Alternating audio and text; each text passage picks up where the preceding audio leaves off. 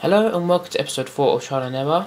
If you missed episode 3 of Trial and Error, feel free to click on the screen to go and check it out and watch it. And as you can see, 4 players are sold which we had maximum trade pile. I'm just going to the trade pile now. And you can see these Livetsis, as you saw at the end of the commentary of the last episode, they were selling instantly. Like one sold instantly, and these two sold pretty much straight away, like within 5 minutes. And then this Steven Gerrard sold about half an hour later as well, so I was very happy how quickly they sold. But at the same time, they sold so quickly, especially this Livetsi, that I know that I could have made it a bit more profit. Like I think I'm starting to regret it. Maybe I could have put in for at least 13, maybe 13.5k.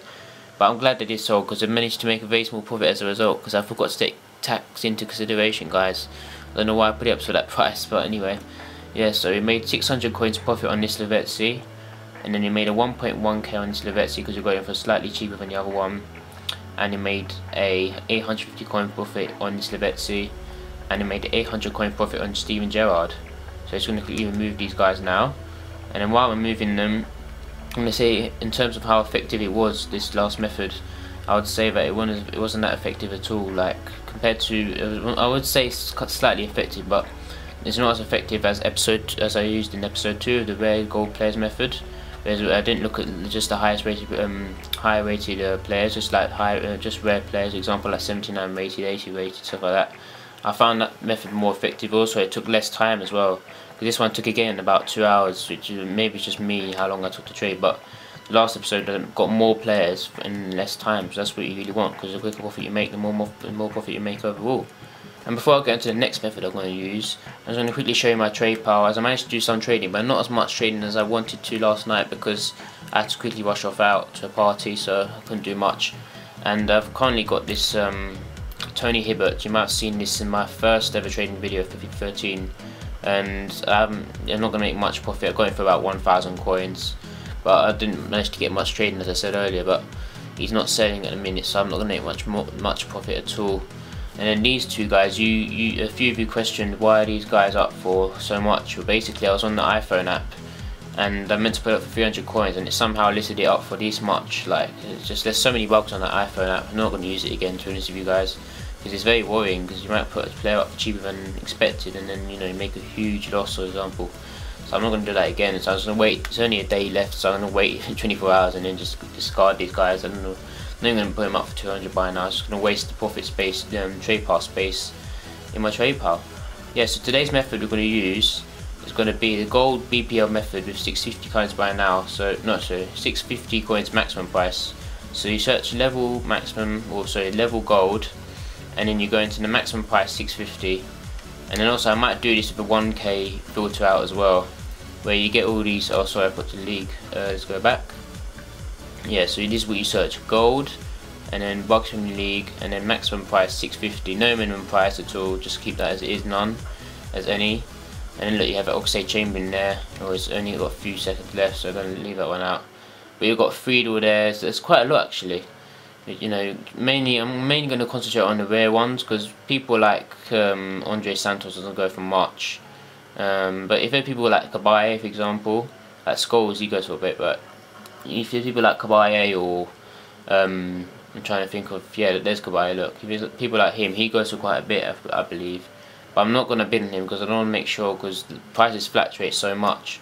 So I'm just going to leave these guys here, but I could be missing out on some profit, I suppose. But I'm going to look at the players, maybe go through a few pages, maybe just skip a few pages, sorry. But the thing is, with this method, you're not going to make much profit. But the thing is, what you have to do is just bid on loads, just get loads of players like this in order to make a substantial amount of profit. So that's what I'm going to try to do for this episode. But I can't promise anything because I'm trading at about, what's the time now? 6:30 at night on a Friday evening. So, you know, I haven't got much time because I've got to rush off out again to a party. So I'm not going to get much time to trade. I might have to continue on Saturday morning. I'll see, but I'm going to try and get a bit more because it's not good getting just 5 players. So I'll be back with you guys once I've got some good deals. Okay, so we're back an hour and a half later with a few players. But before I get onto the list of players, there's a few things I actually got to mention before in the last scene. So the first one being the effectiveness of the method I used in last episode. And I recommend you do that when you have at least over 100k and over, because you're going to come across players just like 10k, 20k. If you start bidding on them, let's say you win them, you know, that's 10k down the drain, that's 20k down the drain. Obviously not down the drain, obviously, because you're going to make a profit. But, you know, you're going to be bidding on a lot of players, so you've got to have at least a good substantial amount of coins before you go into that method. And the second thing being, I forgot to say how much I spent and how much profit I made again, like I did in the last episode. So our total expenditure was 37,700 coins, and our total income before tax was 73,300 coins, and after tax 41,135 coins, and total profit 3,435 coins. So now let's get on to list the player, and first we have Sanya, and we got over 3.4k. We're going to put in list, sorry, we're going to list him for 3.4k. And now we have Arteta. We have quite a few Artetas as well. Going to list him for 1.3k, and I kind of regret getting these 3 Artetas because he literally goes for so cheap now, guys. And then look at the stats as well, fantastic, you know, fantastic stats for such a cheap player. And you're going to put this one for 1.2k, and skipped, and this one again for 1.2k. I won't recommend this method at all, only if see, one sold already. Okay, let's pay him up for more because the one just sold already. Now let's pay him for 1.4k. Yeah, this one just sold, guys, look, instantly. Oh well, I wouldn't recommend using this method if the players goes for like 1,000 coins. If I go for 1.5k or over, then use this method, but if I don't, then there's no point using this method. So now we have Ivanovic, and you're going to put it for 2.2k. And you have a Santi Cazorla in centre forward position, and you're going for 5,400, very good bargain. I'm going to put it for 7,400. That's the next cheapest that's the next cheapest buy now in his position and formation. So hopefully that's going to make a nice profit there if it does sell. And we have a Juvinho, going to put it for 1k. Again, I regret getting this guy as well. Going to make nothing, practically nothing of him. And back Sanya again now, and we're going to put it for 3.7k.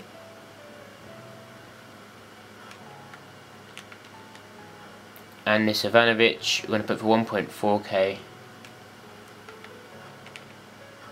And back Sanya again, last one, for 3.7k again, because it's the same formation as well as the last one.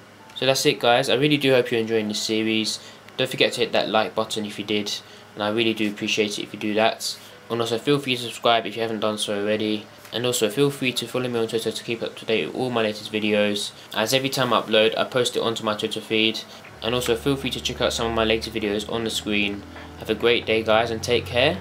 I'll see you next time for my next video.